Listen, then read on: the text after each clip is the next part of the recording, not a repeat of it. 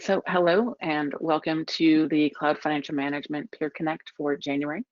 I am Lisa Harnett and I'm with AWS, and I've been running this program for multiple years now. And we focus here on having customers come and share their stories with other customers. This has been one of the most interesting things that I get to do every month in terms of seeing what different customers are doing and how they're taking those same tools and same availability of partners to build programs that really fit their own needs. And so I'm hoping that as we go through this, you'll see things in here that help you either justify what you're already doing or new ideas. That was where Amy and Ted and I were talking in the background.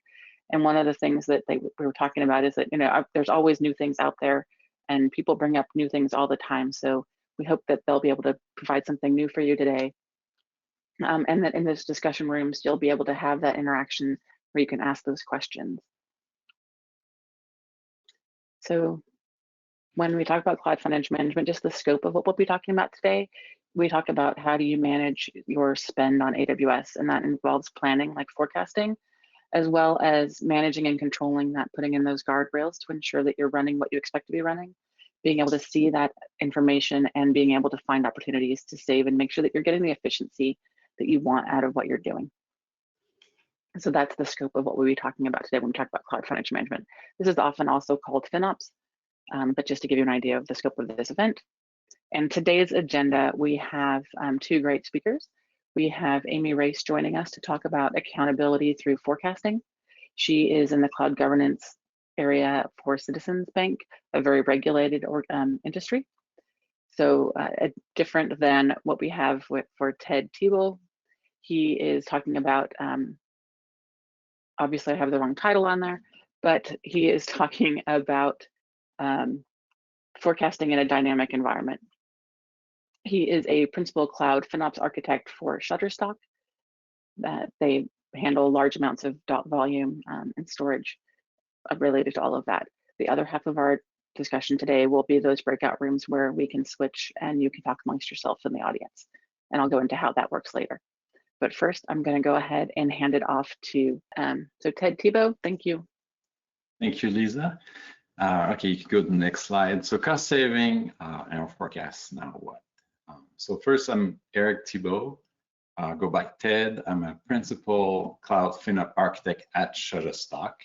I've been there for over 5 years now. We've been fully migrated into AWS for over 4 years, and it's been an awesome journey so far. So next slide, please.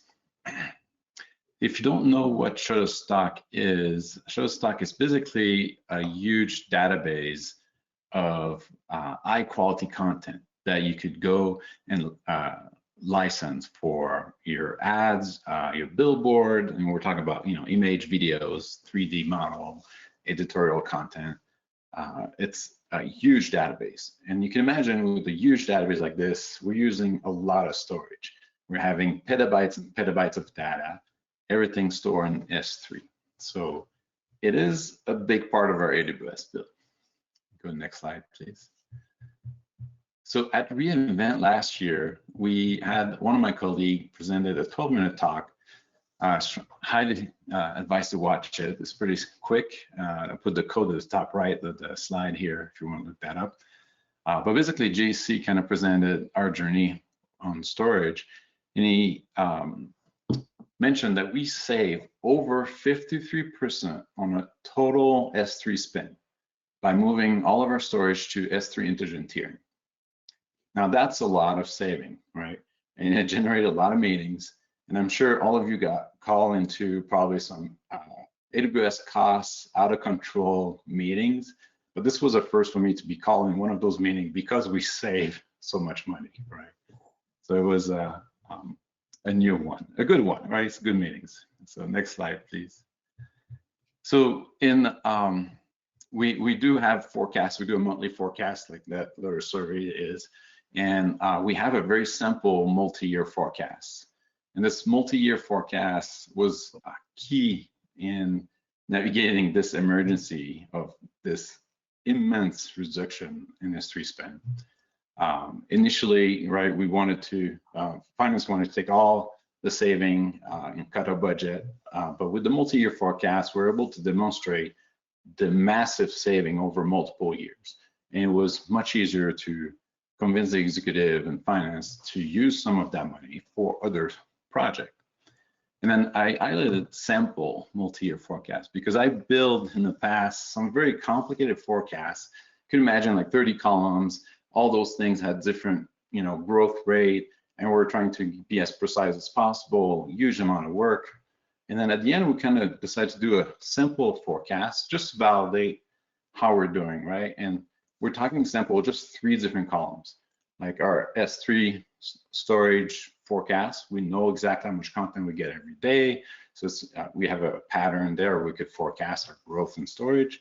And then we took everything else from AWS perspective and kind of look at yesterday's weather to forecast the future. And the third column was a net new project that we know are coming and help us, kind of do the forecast. And the forecast of that simple model, we're very, very close to the super complicated model. And it's much easier and quicker to do a simple forecast. So hopefully that's a good insight. Go to the next slide, please. So on navigating the cost avoidance that we're doing, we kind of try to use the term cost avoidance at Shutterstock because it means offsetting other potential spend, right? But if you talk with finance and you talk about cost saving, the first thing that comes to their mind is, oh, I could cut your budget, right? You're doing cost saving. So it's important to use the right word. Right word matters. So I found that when we talk with finance about cost avoidance, they have different questions. They're not looking at shaving your budget, but they're saying, okay, so next month you're gonna spend some more from this month. So super useful. So cost avoidance versus cost saving. Go to the next slide, please. So takeaway, I guess, build a simple forecast. You don't have to make it very complicated to make it super useful. Track your spending. We update our forecast every month, see how we're tracking, see if we need to make, action to make sure we're going in the right direction compared to our budget. And then celebrate cost avoidance. It's awesome to save money. So, and that's it. Thank you. Thank you. I'm losing my voice again. Let me go back on camera. Let's grab Amy as well. We do have some questions. I mean, it's always interesting to think about. I talk about cost savings all the time. I'm going to have to start using cost avoidance now. That'd be my big takeaway from this version today. There was a question about, we're talking about forecasting the costs, but how do you account for the value? Do you have to do anything in these forecasts, or what are you doing in terms of tracking the value? Is that part of the forecasting? Are you looking at like where you expect to see revenue trends or profit trends as you're picking those things? Like how do those things work together? So we have 2 departments that are probably more revenue generated, more, one is a consumer department, one is a commercial, so based on retail or commercial. And then we have other ones that are more aligned with just keeping the organization running. Enterprise services, we have our entire container environment in enterprise services as well. And then shared services, we have security. So those are more the core functions that help make sure that we're secure and the Amazon environment is running the way we expect it. So there is a little bit of difference of when somebody is running high, and they're in the commercial area, well, we can generally attribute that back to that application is a revenue generating application. And again, those POCs are the ones that are well aware of what the application does and what it brings into the bank. But regardless of what your application does or the revenue that you're bringing in, you have to be aware of the spend. So we're not telling you you need to keep your costs at a certain level. What we're telling you is you need to be aware of the levels of your cost. So it doesn't really matter from our perspective whether it's a revenue generating application, it's a security application, it's just AWS foundational services, it's RDS. we're less concerned with that piece of it right now than with making sure that somebody is paying attention to those costs and aware of when there are going to be spikes or decreases, if an application is cyclical. Like, we understand that all of those factors are part of the application's behavior, and that's great. Somebody just needs to understand that, be aware of it, and be making sure that they're looking at it on a weekly, daily, monthly basis. Yeah, I'll add to this. Our goal is really predictability, and let people know what it's going to be, how much our bill is going to be, and a lot of it is obviously related to, specific product and sales that we make. So we could definitely relate some of that to the cost that's going to come with explanation of why. Yeah. And I think that distributed model for getting the forecast from different folks rather than managing it centrally kind of pushes that value to cost basis back down to the people who can actually really evaluate whether or not they're getting that value for what they're paying. Like, do they feel like their application is really generating what their budget's requests are? So interesting from that perspective. So we have another question, and I know, Ted, you talked to us a little bit about, you had a very complex model and you now had a simple one, and it kind of still gets you to the same place. So this one goes to, how do you deal with forecasting things like internet data transfer that are not necessarily in direct control of the application? Or, I mean, it may be different, or may not be it may be somewhat out of your control. How do you forecast for things like that? Yeah, I would say like the first very complicated model was trying to do that, right? And you kind of find that if you just take a generic approach in the overall global, maybe next month it's something else that will, spike up. In general, it's surprisingly work, right? And yes, you don't go down to the detail of data transfer, but the summary of everything is kind of following kind of a pattern over the years, and then it most likely going to repeat itself. It doesn't cover everything, but it go very quick to have an idea of what tomorrow is going to look like. Is that for you too, Amy? Or so we do it a little differently. We know that there are lots of things that we do not tag or cannot tag, or combination of both. And but because of the account that they're sitting in, I can attribute it back to a business line, even though it doesn't have a tag that gives me an application, but I do know that it's associated with this business line. So because of that, we have a category called not set. And I loved when we first started to show not set, people were freaking out. What is not set? Why do we have that? People don't understand. So we try to educate them on the not set. And we did the best we could to go and put application ID tags into as much not set as we can. But a lot of it is the data moving around and into some of our monitoring tools and our logging tools. So what we do now is we actually forecast for the not set.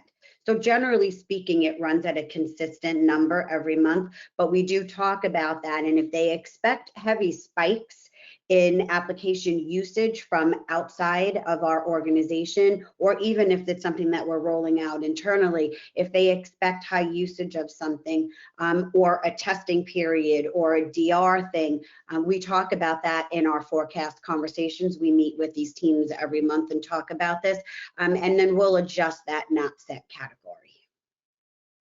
Yeah, and actually that's one of the things that I found too when I was doing forecasting before I came to AWS. It's that consistently looking at it, you can see what those trends are, and you get better at, not really guessing, but you get better at predicting what those levels are going to be going forward. You kind of see what the levers are that really move the needle.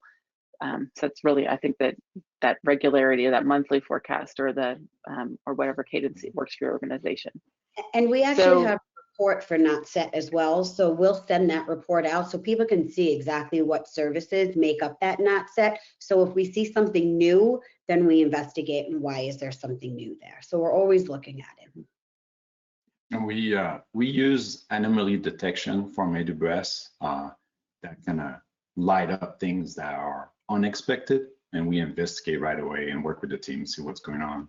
And that could be data transfer, increasing, super useful. Yep. So I've got another question in here about the challenge of cost optimization. That's really cost avoidance. They appreciated that being pointed out. It wasn't just me. But is there also a way to show how the work being done by monitoring and managing would translate it into this? So kind of trying to justify the amount of time that you're spending that gets translated into this, that stewardship helped reduce spend over time just by being aware of it. Is there something that you guys track for that? Or anything that you're using for justification of the teams you have that might be helpful for this questioner? So we do report on as much of the optimizations as we can. We do struggle with just right sizing, identifying what the save was, because we have so much work going on in the cloud now. Instances are coming and going on a constant basis. So it's a little bit difficult from that perspective.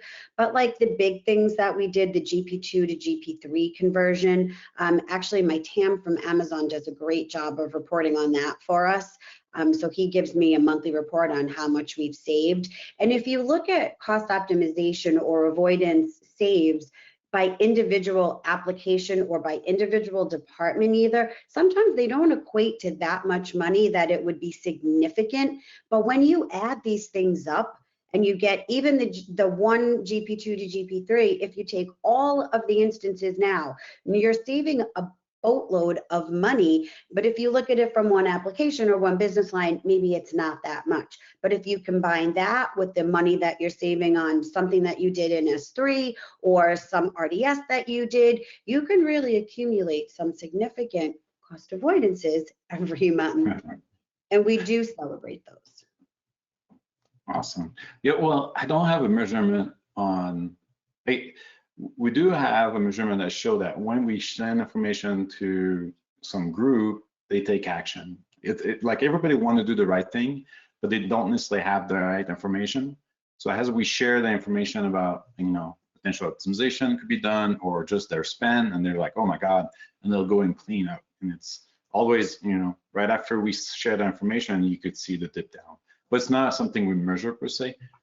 But definitely you see this clearly, that information share equal optimization. Everybody wants to do the right thing. Mm-hmm. Yeah, we had somebody in a previous Peer Connect brought in the graph that they put in over their multi-year journey that said, like, here's when we started. They just had like a timeline of here's when we started certain initiatives, and then overlaid their AWS cost graph on it so they could see how much it changed the trajectory of their overall costs as they did different initiatives. And they had that as their one of their long-term justifications for why they had this program. They could talk about, these are when we implemented these things, you could see how it changed, a spike going, to more flat or more variability. They added some things around scheduling so they could see more variability in their daily costs. So they had some things like that where they would kind of overlay when did programs start against their graphs to show the effect of that. We are going to go ahead and stop this portion of the event. I'm going to send Amy and Ted, thank you so much, over to the discussion rooms.